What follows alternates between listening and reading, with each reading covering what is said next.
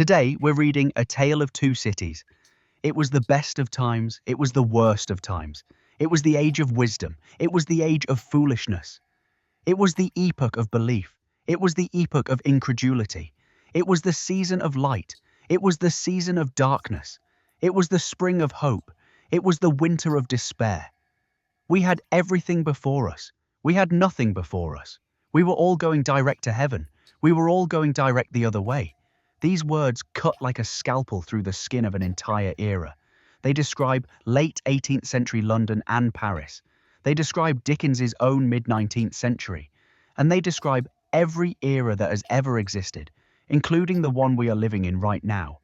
In 1859, a 47-year-old English writer began serializing a novel in a magazine called All the Year Round.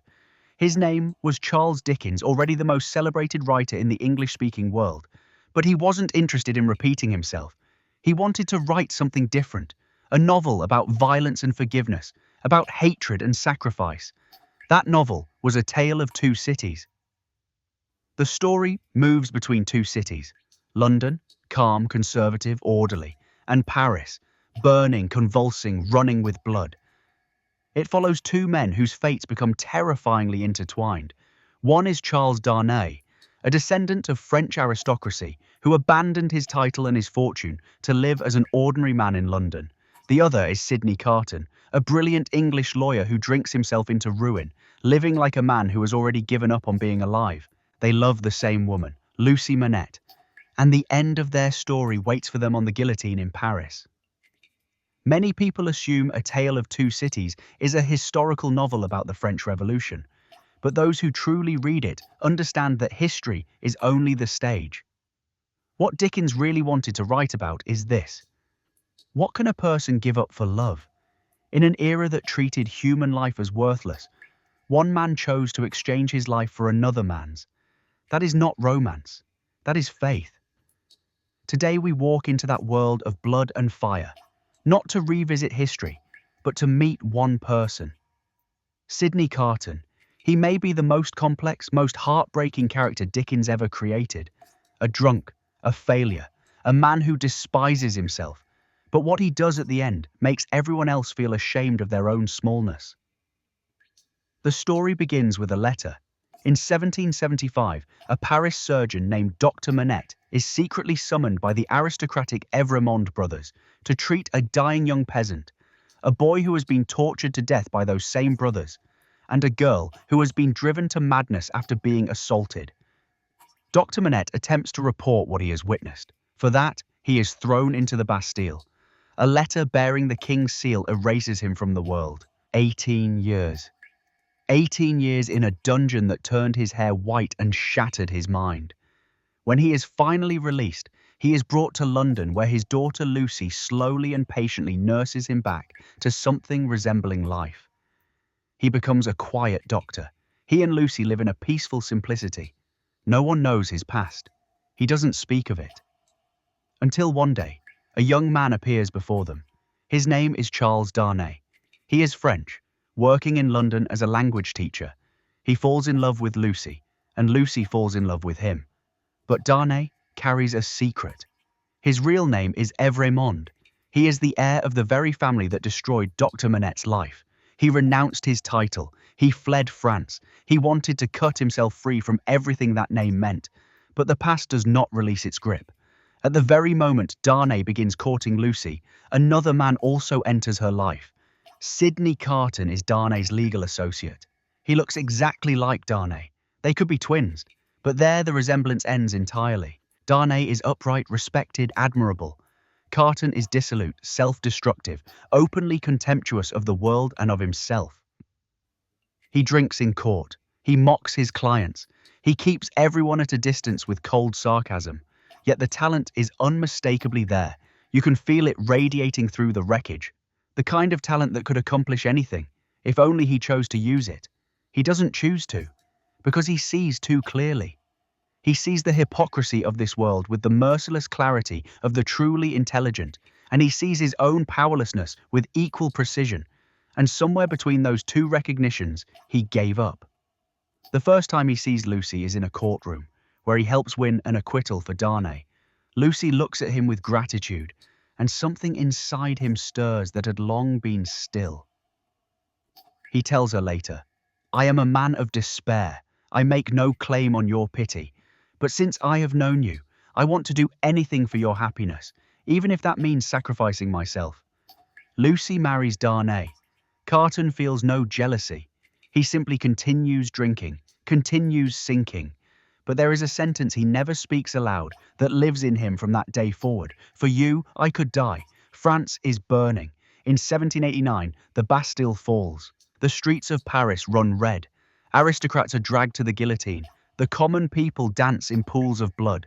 Revolution has curdled into vengeance. Liberty has curdled into terror.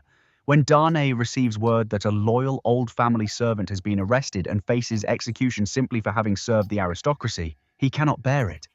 He deliberates through a long night and resolves to go back to France. He knows it is dangerous. He does not know that what is waiting for him in Paris is not an old servant. It is death. The moment he crosses the border, he is arrested. The charge: emigrant aristocrat, enemy of the Republic. He is imprisoned to await trial. Lucy rushes to Paris with her father and their daughter, throwing herself at every door, begging every official. Doctor Manette, drawing on his identity as a former prisoner of the Bastille, a martyr of the old regime, manages briefly to win Darnay's release. But the following morning, a new arrest warrant arrives. Someone has denounced Darnay as an enemy of the Republic. The accuser's identity is unknown. At trial, Darnay is condemned to death. The sentence is to be carried out within 24 hours. Lucy collapses on the floor of the courtroom. Sidney Carton has been in Paris all along. He followed from London not for Darnay's sake, but for Lucy's. He has watched her run desperately through these streets. He has watched her keep vigil outside the prison walls. He has watched her come apart at the seams while still somehow holding herself upright. He knows that if Darnay dies, she will not survive it. And so he makes a decision. He bribes a prison guard. He enters Darnay's cell. He uses a drug to render Darnay unconscious, then strips off his own coat and dresses Darnay in it. They share the same face. This is the only weapon Carton has ever had. When the guards come, the man they take away is not Darnay. It is Carton. Darnay is smuggled out of Paris and reunited with Lucy. Carton remains behind in the cell, waiting for morning. The next day, the Place de la Révolution.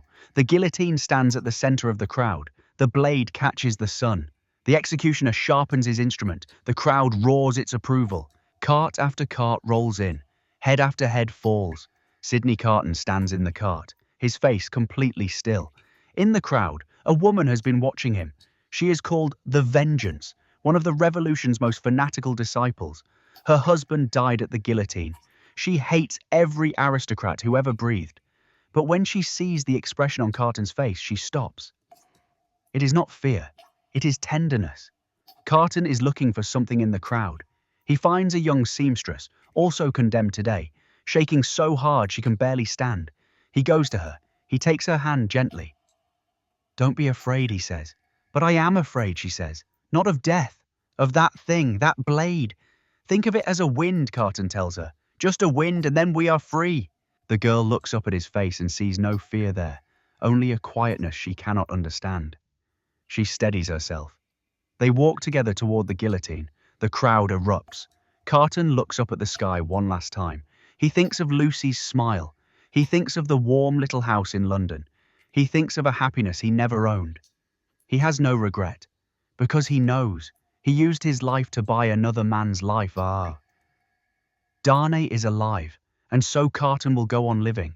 In Lucy's heart, in the name of a child not yet born, in the tenderness of every moment she looks up at the sky. He lowers his head. The blade falls. Dickens wrote Carton's final words for him. "It is a far, far better thing that I do than I have ever done. It is a far, far better rest that I go to than I have ever known."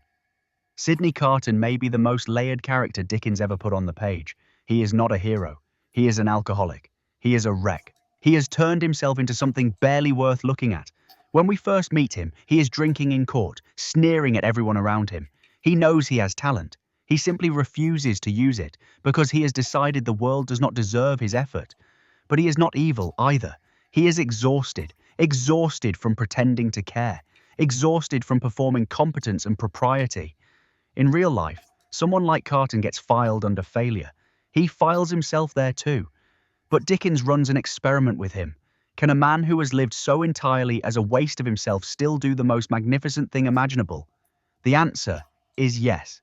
Because Carton's problem was never the absence of love. It was that he stored all of it in the very deepest place, never spending it, waiting without knowing what he was waiting for. His love for Lucy asked for nothing, wanted nothing. He simply loved her and waited.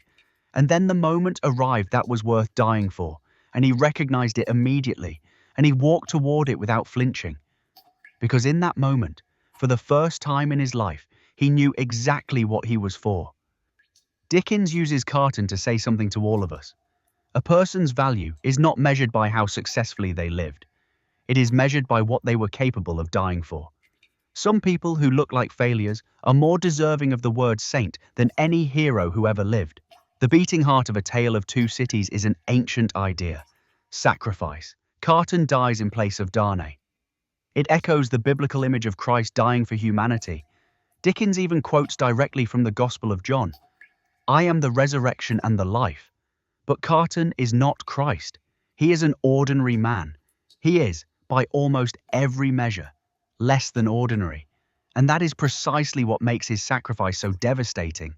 He shows us that redemption is not the exclusive property of saints. Any person, even the most apparently wasted one, can choose to give their life so that another person's life continues. Dickens was a celebrated author when he wrote this book, but he never forgot the child who worked in a blacking factory, who watched his father go to debtor's prison, who learned early that the world could be merciless and that people could still make extraordinary choices inside that mercilessness. Carton's death is Dickens's answer to everything. No matter how dark the world becomes, a person can still choose to give light, even if that light is brief. Even if it only illuminates one small corner, it is still light.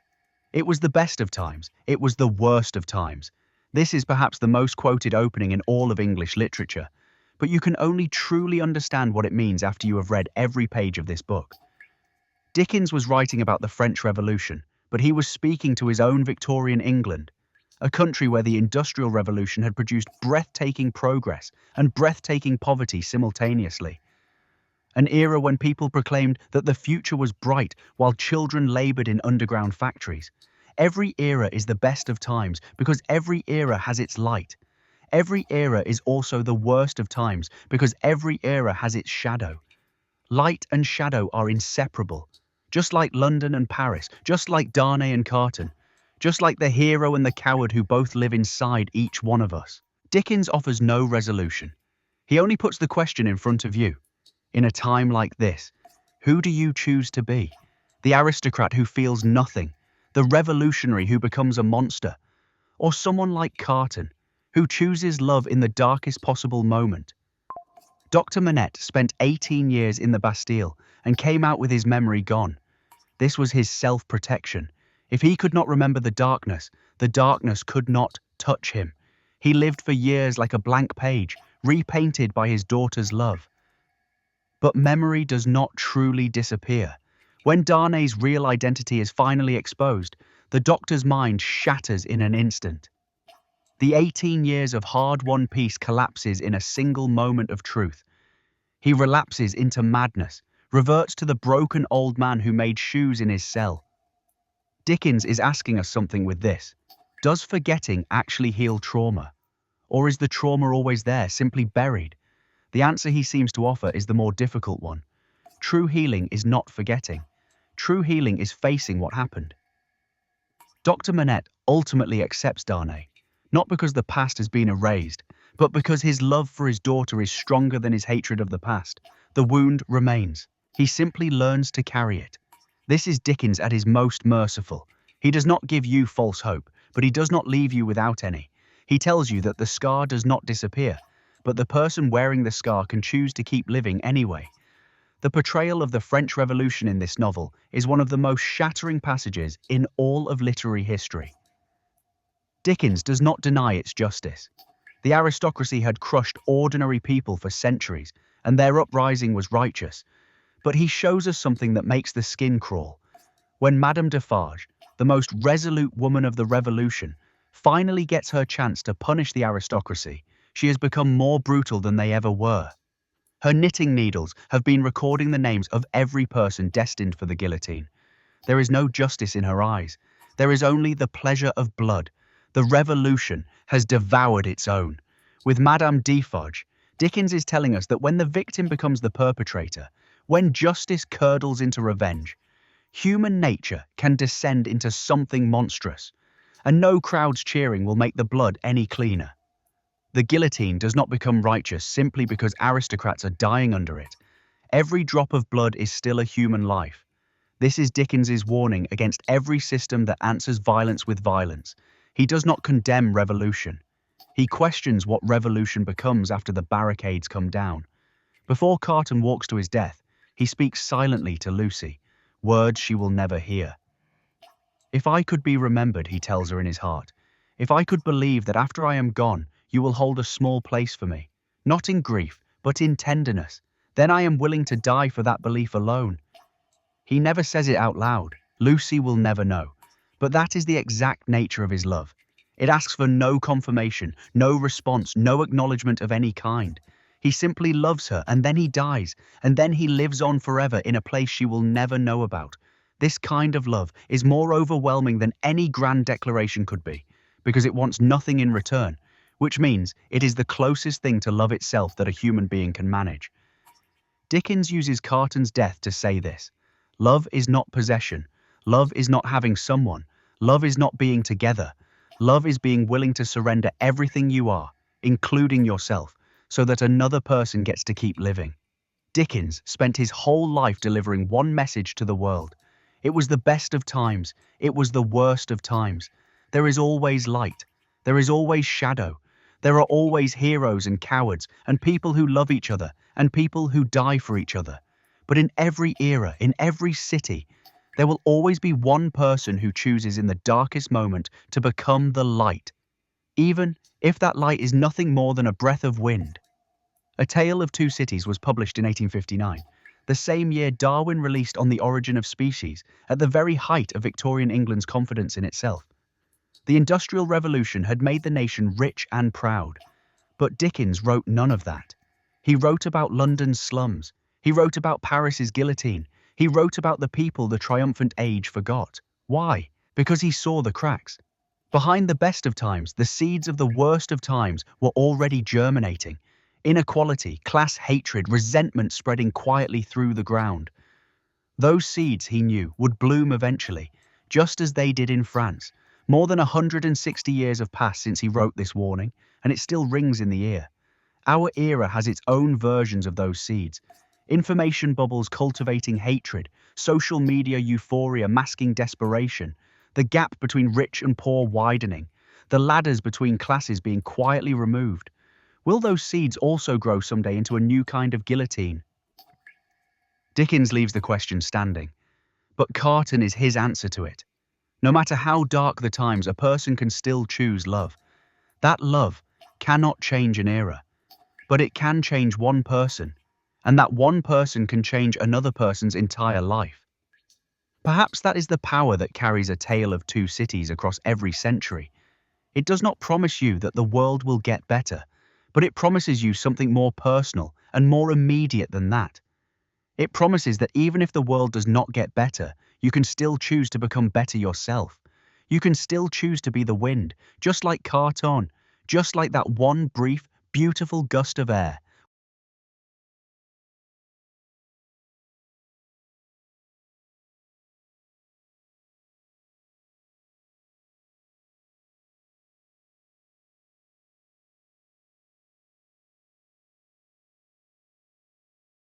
See you next episode.